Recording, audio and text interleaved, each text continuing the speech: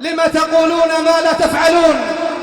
لم تدعون دعاوى كاذبة كحال من نسمع اليوم بأنهم ينسبون إلى أنفسهم أنهم من قاتل الحوثة لما كانوا في عدن، وينسبون لأنفسهم أنهم من حرض على قتال الحوثة لما دخلوا عدن، ويزعمون أن مساجدهم هي التي من خلالها حمي المسلمون لقتال الحوثة لما كانوا في عدن.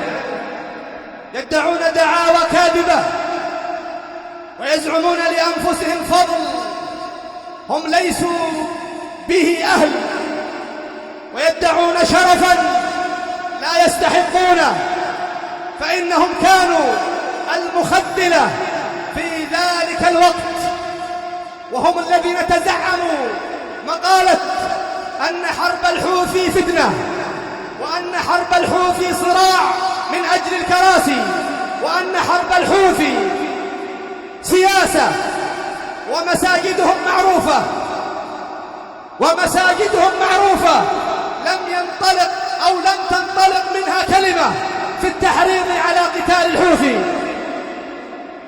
دعاوى نسمعها اليوم يدعون بها ويكذبون على أنفسهم ويكذبون على الناس، ولا زال منهم إلى اليوم من يظن ويعتقد أن قتال الحوثي فتنة، ومن تراجع منهم فلم يتراجع كما أمر الله عز وجل في قوله إلا الذين تابوا وأصلحوا وبينوا، فلم تحصل التوبة من ذلك الباطل، ولم يحصل بيان الباطل الذي كانوا عليه والرجوع عنه.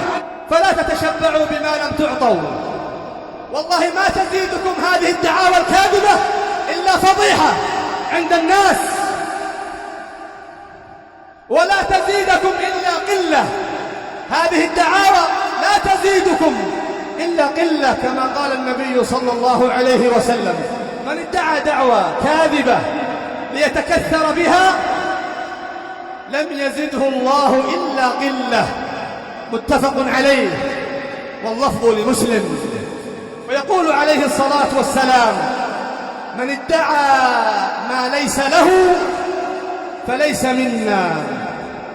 ويقال لأهل الحق: لا تهنوا ولا تحزنوا ولا تضعفوا، وإن سمعتم هذه الدعاوى الكاذبة فإن الله عز وجل لا تخفى عليه خافية، فإن الله عز وجل يعلم السر وأخفى. قاتلتم والله يعلم من قاتل في سبيله، وجرح من جرح والله يعلم من جرح في سبيله، وقتل من قتل والله يعلم من قتل في سبيله، وحرض من حرض والله يعلم من حرض لأجل الدين. الله يعلم السر وأخفى، فلا تهنوا ولا تحزنوا. ما قمتم به من جهاد وما قمتم به من تحريض فذلك لأجل الدين ولأجل الله عز وجل، ولن يضيع عند الله مثقال ذرة، ولا يخفى على الله شيء في الأرض ولا في السماء.